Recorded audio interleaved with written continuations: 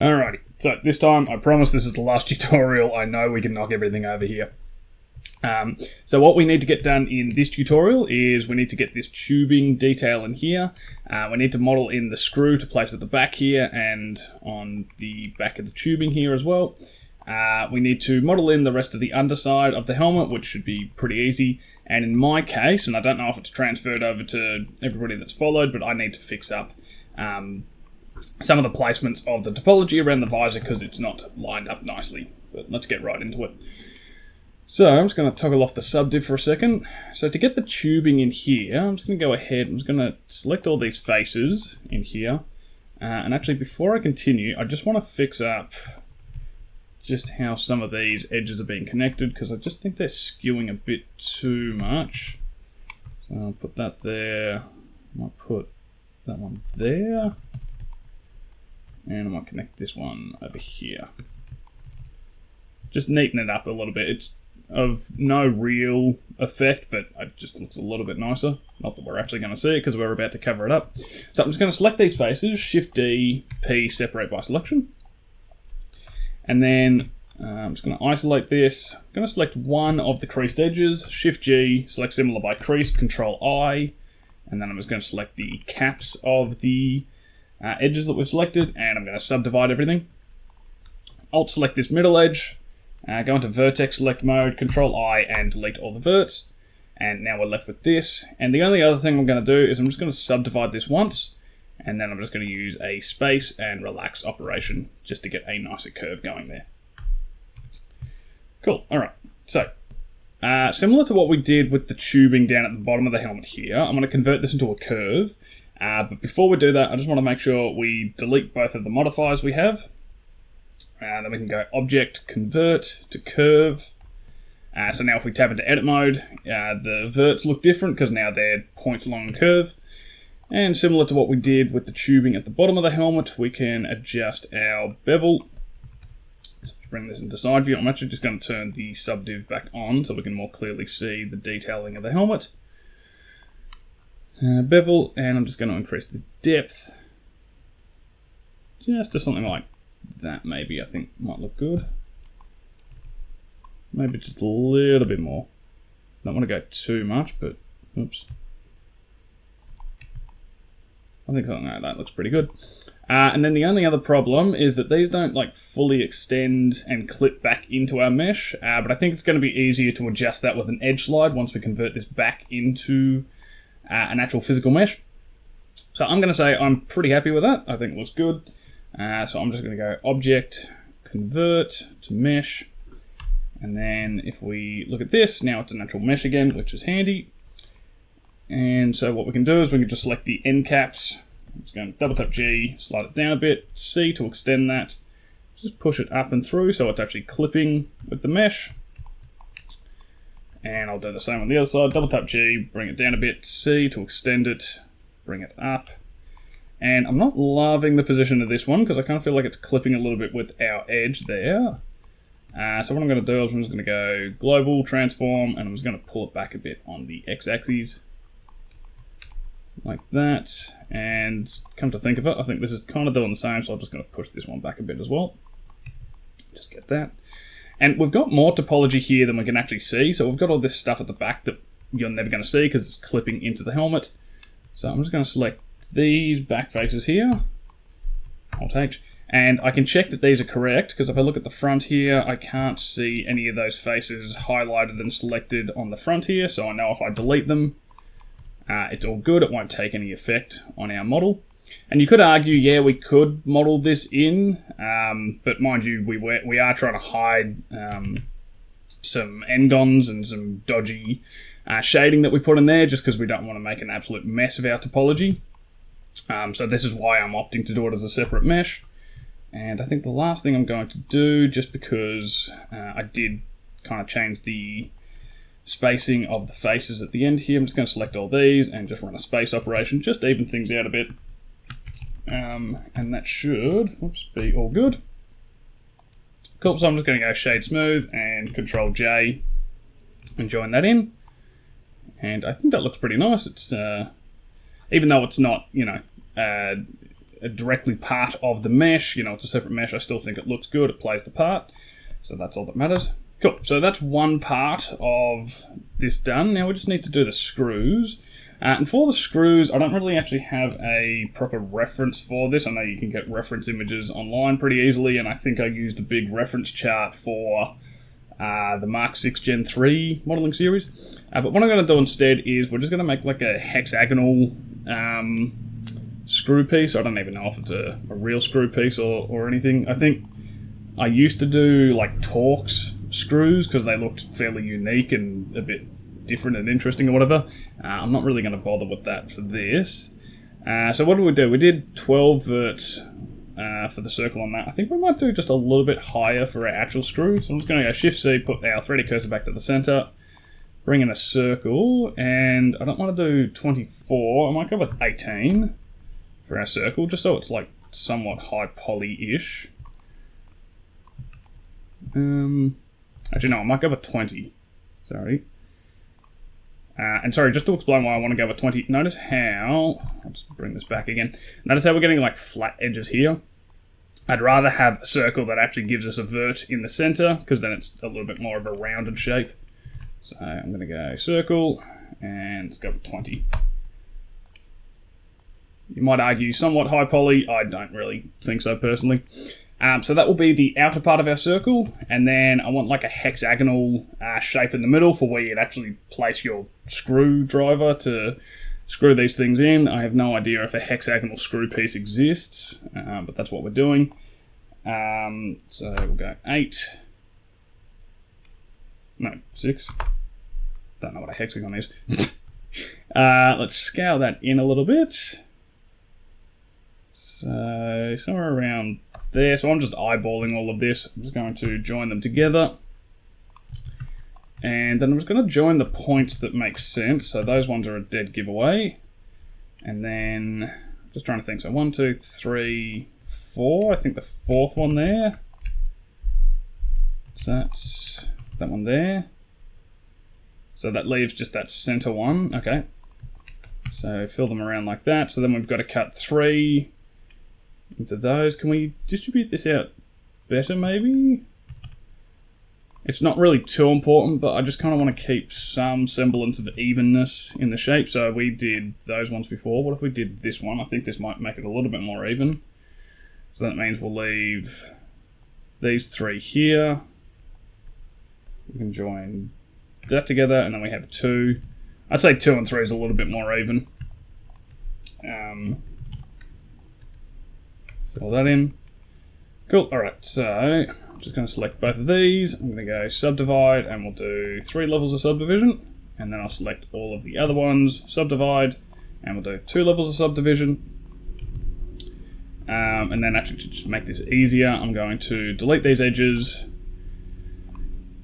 select here, and then I can just press F continuously, or we could have done a bridge operation with the loop tools. That probably would have been smarter, but anyway, already done this. So we've got our design. I'm just going to extrude this down a little bit just so it's got some depth. Fill in the face, I'll do an inset, and I don't want this to be on a perfect 90-degree angle, so I'm just going to go Control X just so it's got a little bit of a tapering to it. Inset, so that will be our support loop, and I'm just going to do one more inset just so we don't have such a massive end gun in the middle. And I might do edge rail. No, that's not going to affect the spacing. I'm just going to very quickly space these out just so we avoid any potential pinching artifacts. And then, oops, for the side of this thing, I'm going to extrude this down. So we'll just get something like that, I suppose. Might actually make this hexagon in the center just a little bit bigger. So I'll select the center face, Control plus a few times. I'm just going to go Scale, Shift, and Z, just so I don't affect it on the Z axes. That might be a little bit too big. Maybe something like that. And I might actually bring the size of the circle in a bit. Cool. I don't know if that's any good or not, but that will do. And I might just make the screw just a little bit shorter in depth, and I don't really like how angular it is, so I'm just going to go control and, well actually, I'm just going to apply the scale first because I don't know if I've mucked around with that. I'm just going to go control B. And I'm just going to do this with, I might do it with 2 segments. Oh, actually no, I'll just do it with 1 segment. I don't think it's really necessary to do it 2. So we'll just get that sort of shape going on. Cool, and let's just go ahead and crease the edges. I've probably spent more time on this than necessary given how small the detail it is. So Shift D 0.55. We'll go shade smooth and we'll just chuck a subdiv on because this will be representative of our high poly mesh.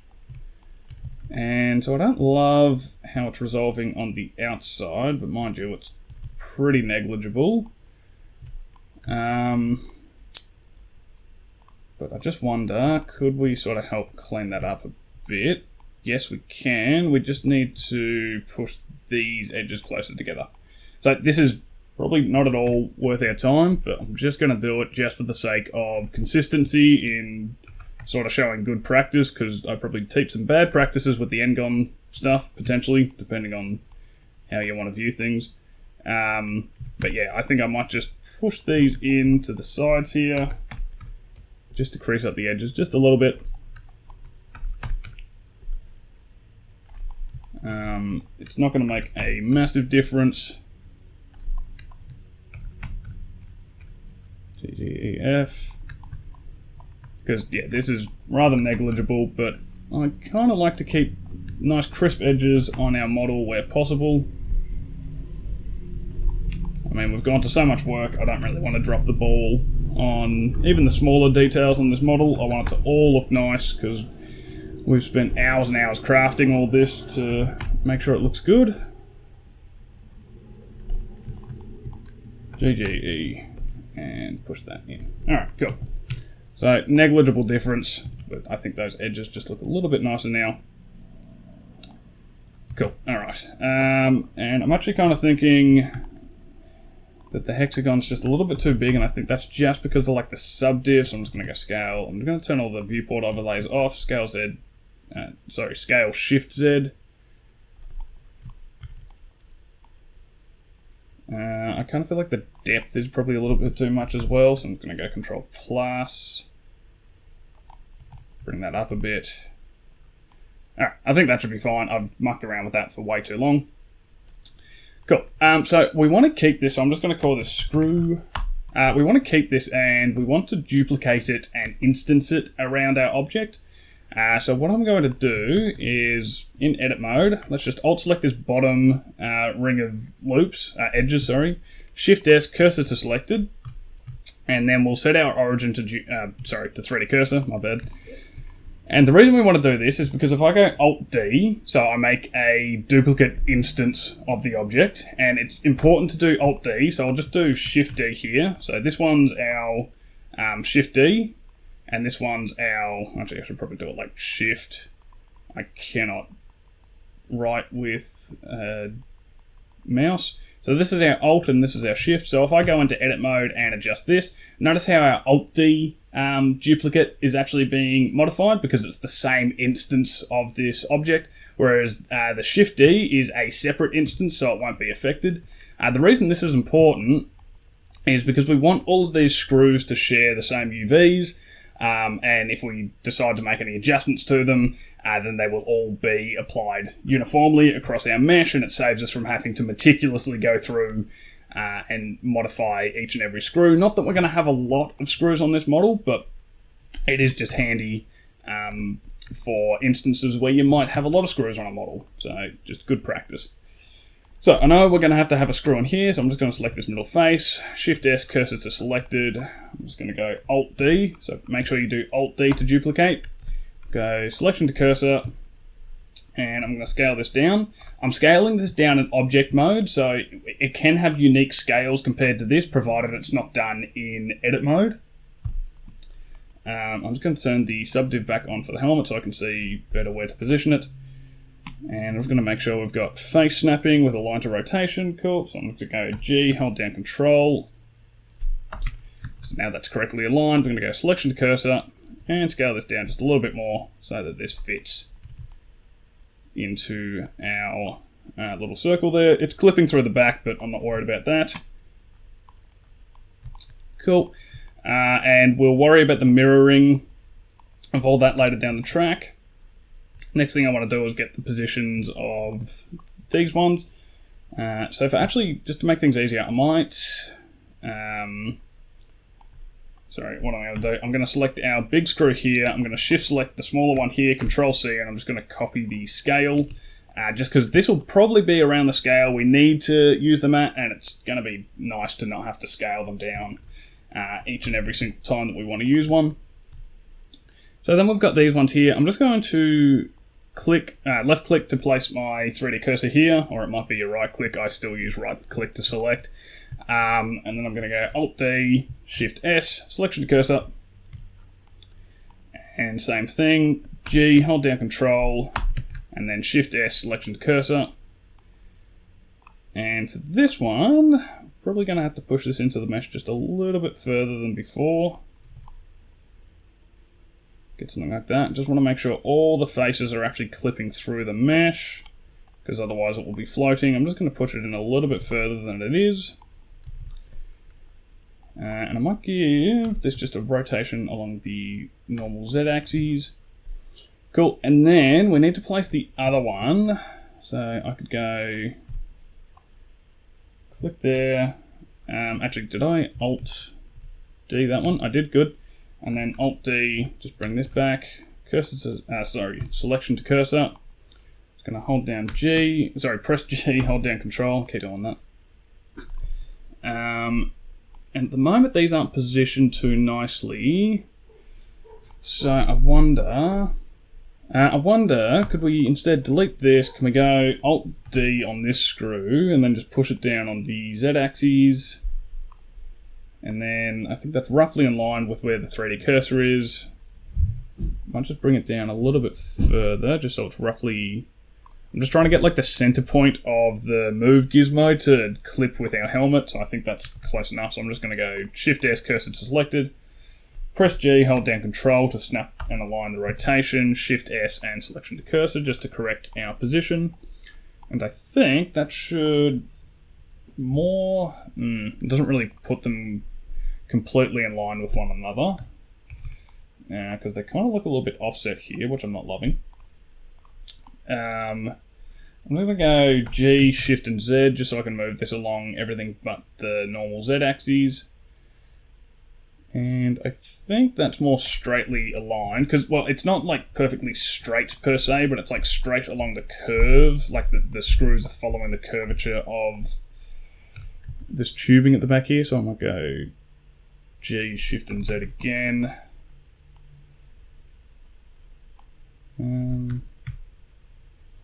I think that's... I don't know, it's really hard to say if it's looking good or not.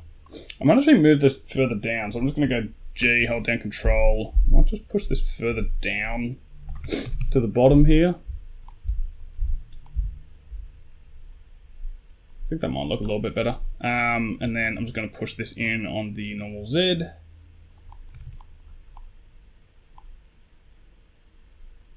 I think that's alright. For what it's worth, I think it works. Cool. Alright, and so just to show you, I'm not actually going to cover the UVing in this tutorial. That will be a separate one, and I promise, unlike the Space Marine helmet, I will get along to this one pretty quickly, and then hopefully that also encourages me to go ahead and do the Space Marine texturing, because that needs to be done. But let's just go ahead, just to show you, you don't have to replicate this, sorry. I'm just going to unwrap our base screw here. So we've unwrapped that, we can see we've now got a UV map for that screw, but we also have a UV map for all of these ones as well. And the beautiful thing about them is that they all overlap as well. So it means that they don't need to take up as much texel density when we eventually do our UV mapping, and it makes things a lot easier for us. Cool, and I think we're going to place 2 more screws at least down here. So we'll have an extra 4 in total. Fantastic. Alright, so let's sort out the underside of the helmet, then I can fix up those issues with the visor, and then the modelling will finally be done. I know I've been saying that for too many episodes now, so it's probably turning into a bit of the boy who cried wolf sort of scenario, but We are getting there. Alright, so at the moment we've sort of got a bit of a mismatch in the depth of the helmet because we've got this part here that sort of flows down and around. So I just want to select this inner loop of vert in here, and I just want to bring that down to be aligned.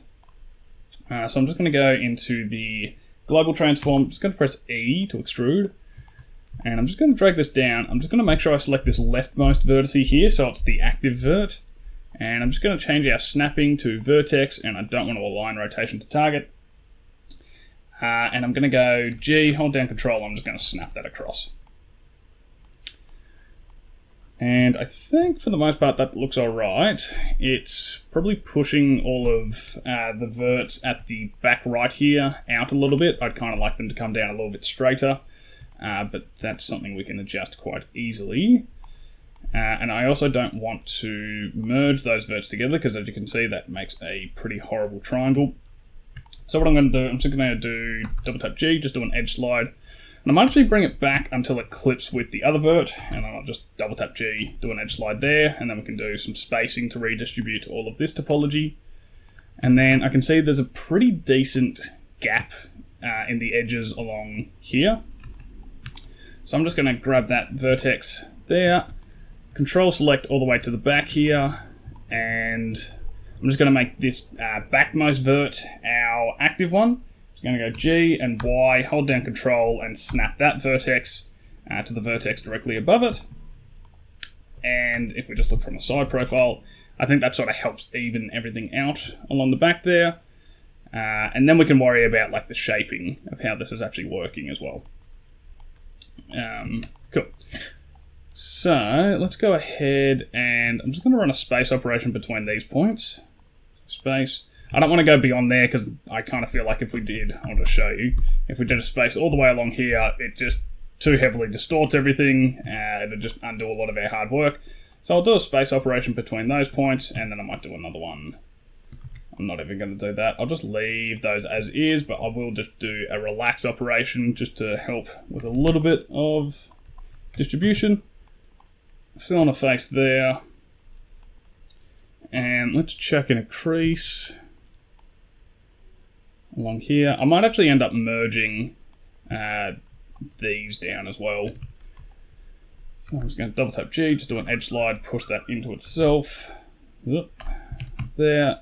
Let's go by distance. And then we've got a crease that we can place along the bottom here. So I'm just going to go Shift E -1 because there were leftover creases from those mergers, and then Shift E 0.55. And so that should look rather nice. And the only thing I'm going to do is I might just run another space and relax operation through these guys just to help even them out a little bit since we've adjusted their shaping.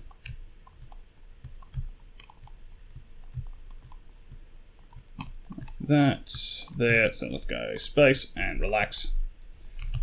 That should help just even those points out a bit more. Cool, and that will also help with our normal baking because we have less of a chance of having like self-intersecting rays in those crevices there, which we can fix, but the less of them, kind of the better, because they are a bit of a pain to fix up.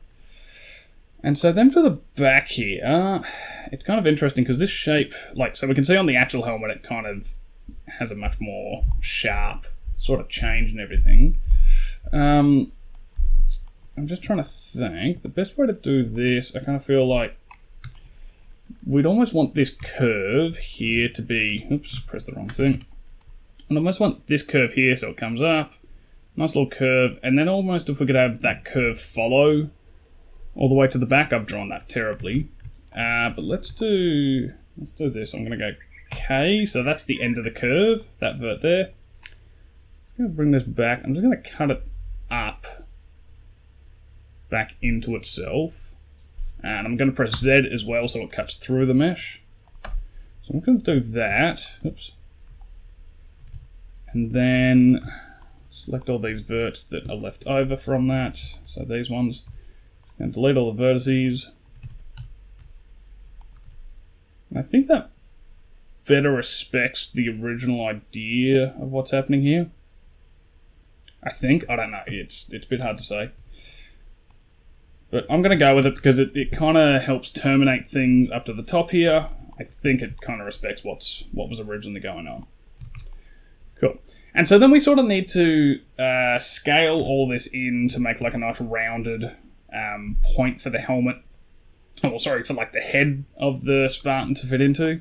And that's going to be really, really painful to do with our mirror modifier, because if we extrude and scale this in, it just all goes to a pretty big mess.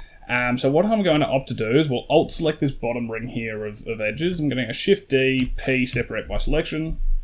I'm going to select this edge and Control A to apply the mirror modifier. And you could argue that we might actually have a little bit more detail here to model, but I think it's kind of inconsequential at this point in time. But the benefit of doing this is that we now have a proper center point to scale all of our model to. Mind you, we could have gone ahead and eyeballed it with the mirror on. I just kind of personally find this a bit of an easier way to approach things. So I'm going to press E and scale, so we can just start to bring all of this in a little bit. And actually, tool capacity, this does kind of work with our reference, so I might scale from the side here. And so I've just scaled this in to just bring this edge just roughly in line with this edge of our reference image. And so I'm just going to push that up a bit. Might scale that in just a little bit further, just to roughly match what's going on. It's not perfect, but I'm not worried about that. Okay, Alt N. Oh, not flip, sorry, recalculate outside. And I kind of feel like there's another extrusion similar along those lines. But what I might opt for instead is, because we need like a head hole for this to work in, so let's go E, scale. Because yeah, if this starts to get any smaller, I don't think we're really going to have like a proper size hole for a head to fit in. And I'm not actually doing this based on scale of anything, I'm just eyeballing this. So for this one here, I'm actually going to push this back up, so I've just scaled that in a little bit. I'm just trying to eyeball and guess, like, you know, what would a human head kind of look like. Does this, not a curve, sorry, does a circle operation sort of... I mean, we could, but I'm not going to do a circle operation, but I might do a relax just so we don't have like these jagged edges, and I might increase the iterations and see what does 25 look like. I think that looks pretty good. I just kind of feel like you wouldn't want to have jagged edges where you're putting your head into something, stab yourself. And then let's just push this up in on itself like this.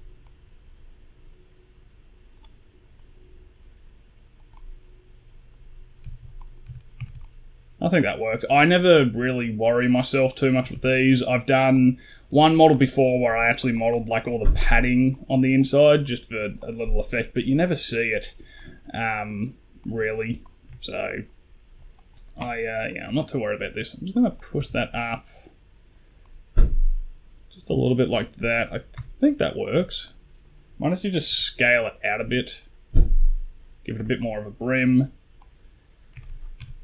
And yeah, I feel like that's tucked up away enough, and I'm not using this for print or anything, so I'm going to fill this in as a solid. And what have we got? We've got 102 verts here, so it's even. So by right, this should grid fill, which it does. That's quite horrific. I'm just going to go Shift and Control and 7 to get a bottom down orthographic view.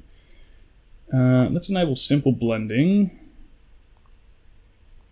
And I don't need anything outrageous here, but I just want something that roughly respects the curvature. So actually, turn simple blending off. Might get better results. So this is a little bit wavy for my liking. Maybe we take the span back down. Yeah, I think we'll do just span of 2. We don't need that much topology through here. Yeah, I'm just going to do that. That very, very simply resolves everything. And simple blending might actually help just take a bit of the pressure off the ends there. Cool, so I'm just going to go with that, shade smooth.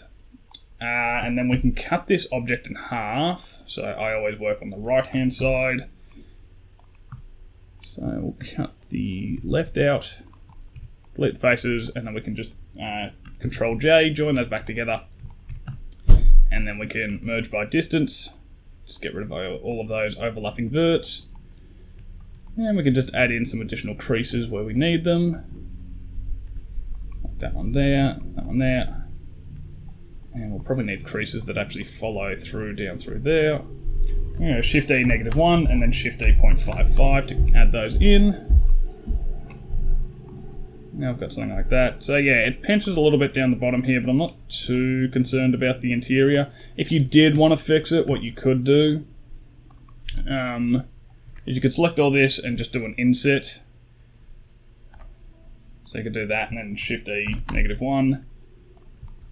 And then you can sort of clean up a bit of the topology here just by spacing that out.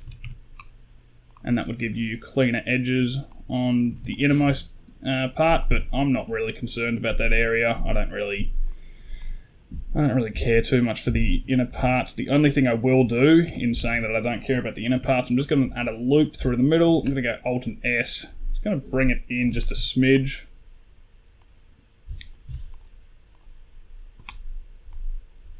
Just kind of flatten out those faces a little bit. It's not made too much of a difference. Yeah, I mean, if you don't want to, you don't even really need to fill in that face, but it just helps prevent any, sort of light leaking, I think is the right term. I could be wrong there. Please correct me if I am. Cool, so that's wrapped up the bottom of the helmet. I think there's some screw details down here at the bottom. There are, so we can just add those in. So we'll grab this screw, Alt D, I'm just going to press G, hold down Control, snap them into position here. You could argue the fact that these might actually be... Wow, that's gone to the wrong side. I'm just going to change this X value to be positive. You could argue the fact that these should be like embedded into the mesh, and you're probably correct. For what it's worth, I don't really... Like, we could definitely do it. We could add in a circle here and cut it into the mesh. For the sake of time, because this tutorial has taken a very, very long time, I'm going to say no to it, just because I don't want to blow this out for too long. And I'm actually going to position this bolt on that vertex there, so position that there. Go face and align rotation to target. Press G, hold down Control. Shift S, cursor to selected. And I mean, this is on the underside of the helmet as well, so I kind of feel like just placing the bolt like this will be enough to give it a nice little bit of detail and flair. And then there's another one that sits up here. So I might just place that one there. Let's get back, get this, Alt D, Shift S, cursor to, selection to cursor, my bad. G, hold down Control to snap, and then selection to cursor. And push that back in so it's clipping, so we know that it's actually properly positioned. And I kind of feel like these might need to be a bit smaller maybe. No, I think they work. I think that's alright. Just don't really love that they're not in the center exactly. Is that spaced out? It is. Okay, so that should be in the center, I suppose. This one's definitely not.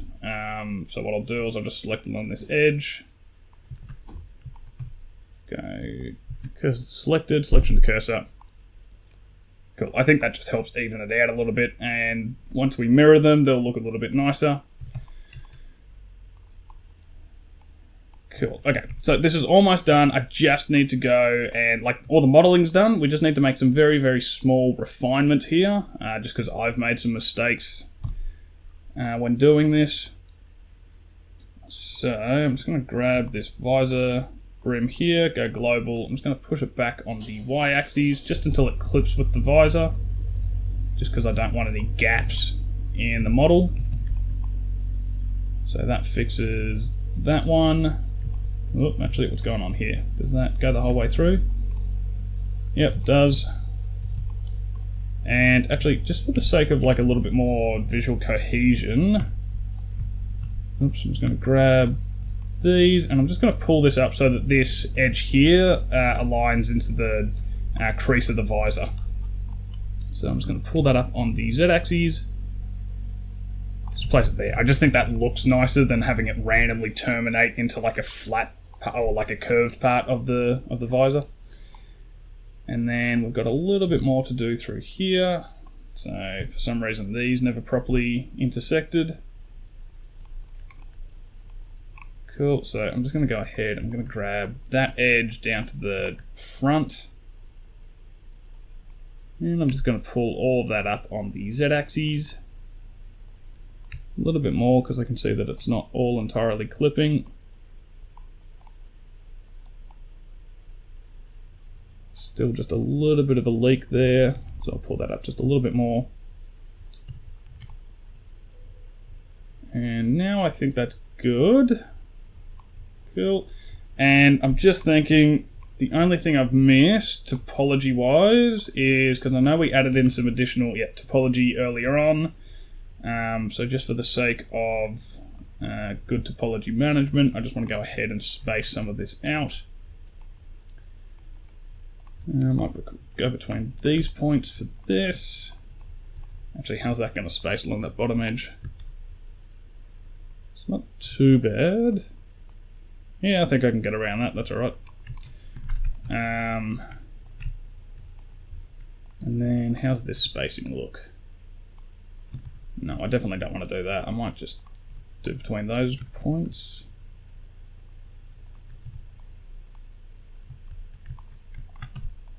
There. Can I do an internal space there? No, okay. I might just ignore those. I might just space them between here. That should be alright. Can I space more along the top? I can. Alright, so space. I don't have an exact science for how I'm doing this. I'm just trying to go with what looks nice on the topology side of things. So I'm just going to manually adjust this with an edge slide, and then actually I might manually adjust the rest of these as well, because I don't know if the space operation is going to do it quite the way I'm looking for it to do. Just do an edge slide there, because doing spaces around poles can always be a bit finicky. And then, as we've discussed, I want this to be more in line with the actual edge, because it's sort of pulling back here, which will no doubt create some errors for us. I'll just do an edge slide to just bring this forward, which is actually going to kind of make a bit of a considerable face at the front there, which I'm not huge on. I wonder, I know it's a bit late in the game to be doing some topology management, but just want to have a look. Where's that? Yeah, I don't really like the way that cuts through the mesh.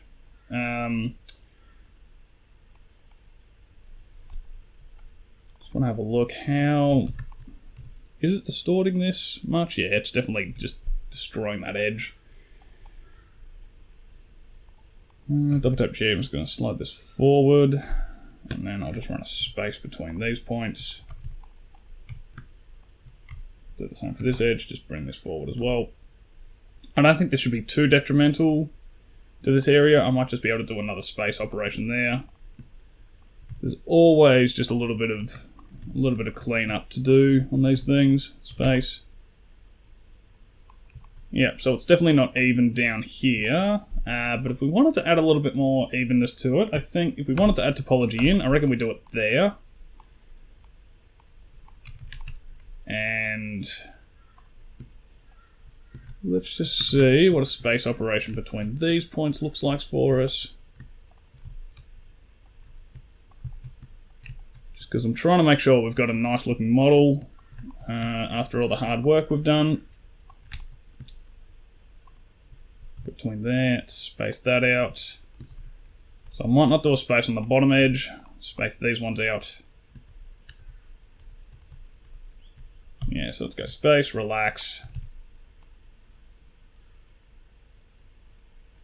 And for this bottom edge, where were we selecting between these points? might just all relax on that.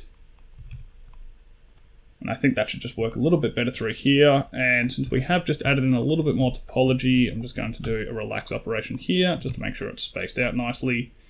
And we did actually also add a little bit more topology in here, so I might just might leave it. That should be okay. Don't think we should have introduced any distortions. I'll just have a look with a harsher matte cap.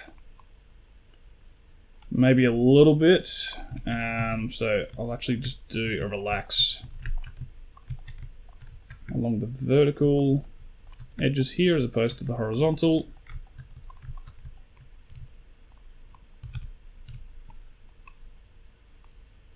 Yeah, that smooths that back out. Cool, alrighty. So that is a complete model, and I just want to make sure we didn't really introduce any pinching with that extra edge that we threw in. Now the tube's looking all nice. Nice. Let's put this matte cap back. And the final thing, just for presentation's sake at the moment, let's just get a mirror modifier going for all these screws so that we've got perfectly mirrored details on everything. And we also need, oh no, we've integrated that into the mesh. Ooh, okay, yeah, this is a good consideration. So we were adjusting all of these on our high poly mesh, not our low poly mesh. And so obviously because the low poly mesh is more low poly, it doesn't conform as nicely to a circle as the high poly. So we might need to just adjust the position of these a touch. So I might just pull this out along the z-axis. I might actually re-snap this, but do it on the low poly mesh instead and then push it in. So we're getting something like that, which isn't perfect. I'm just going to rotate normal Z a little bit just to adjust the Y axis and then rotate this along the normal Y. I think that's all clipping internally, which it is good. And then we probably need to do the same with this screw. Yeah, these ones are, I completely did not take that into consideration before. So let's pull this forward a bit. Rotate on the local Z just to even up the clipping. Oh, sorry, local X. I don't know why I keep on getting those confused with each other. Alright, I think that should be better. Cool. Yeah, sorry, I didn't even take that into consideration before. And then let's just go ahead and we'll add a mirror modifier to just one of these screws. And then I'll select the other screws, so the other 4 that we've got. And then select that screw that we've already got a mirror modifier on at last. Control C. Copy modifiers.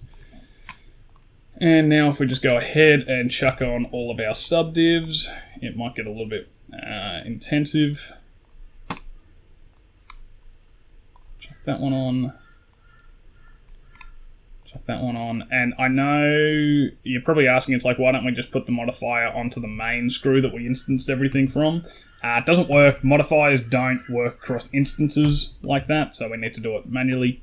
And sorry, I just noticed one thing just before I finish this up. I've left an N-gon up here, and I don't really want to cut more topology into everything, especially since we're right near the end. So what we can do is actually just dissolve these down here.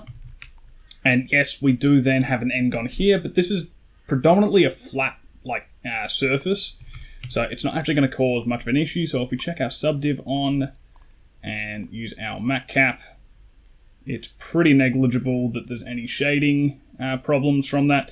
Whereas, sorry, just to show what was happening, if we just cut these back in, I'm not going to actually properly fully connect them, but I'll just show you the error that we were getting because we had N-gons along edges before. Notice we get that pinch right there. So that's what I wanted to clean up. So that's why we can just dissolve these. Just move the N-gon down to here. Sort of saves us on a little bit of topology. And we still get nice clean shading. And sorry, just one other N-gon fix I just remembered. This one at the back here, because we dissolved that edge so that we could join the back detail into the rest of the helmet without distorting it. So we can just cut that back in and cut that into there. And now that should get rid of all of the unintended N-gons, and we should just be left with the N-gons that we intentionally placed. But there you go. I know I've been promising the end of the model for quite some time, but we finally have it. It is there. Well done. This was not easy at all. This was a very, very complicated model in the end. But I hope you're proud of what you've got. It's, to have a nice, smooth, rounded, hard surface object like this is not an easy feat. Especially with the amount of detail that we've packed into it, the strange different surfaces, the detailing, everything. This is quite difficult, so well done if you followed along this far. The next thing we will do is we will tackle the UVing and unwrapping process, and later down the track I might show you how to optimize this mesh to make a proper low poly.